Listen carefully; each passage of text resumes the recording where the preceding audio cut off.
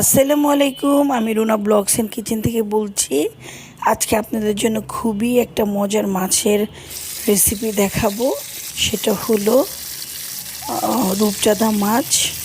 বেশ বড় বড় রূপচাঁদা মাছ, এইগুলোকে আমি ফ্রাই করব।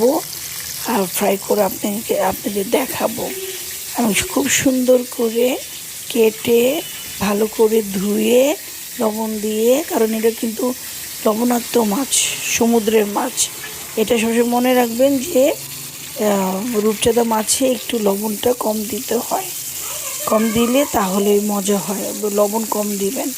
আর এছাড়া যত মশলা আছে, আদা রসুন, তারপরে হলো হলুদ, মরিচের গুঁড়া একটু বেশি করে দিবেন, তাহলে ভেতরে যে যাবে মজা লাগবে। এটা অনেক মাংসওয়ালা একটা রূপচাঁদা মাছ। ছোটোটা না, এটা বড়টা, এটা কালোটা। দুই রকমের রূপচাঁদা মাছ পাওয়া যায়। এটা কালোটা সাদা, সাদাটা ছোটো, আর কালোটা একটু বড়।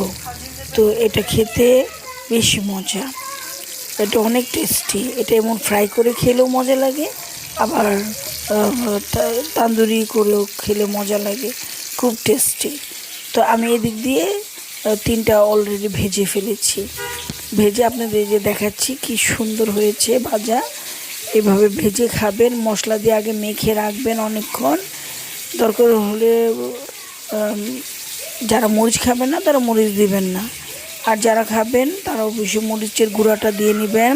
হলুদ, মরিচের গুঁড়া, আর হলো হালকা একটু লবণ, আর আদা রসুনের পেস্ট, এগুলো দিয়ে এটা মেখে আধা ঘন্টা রেখে দিবেন।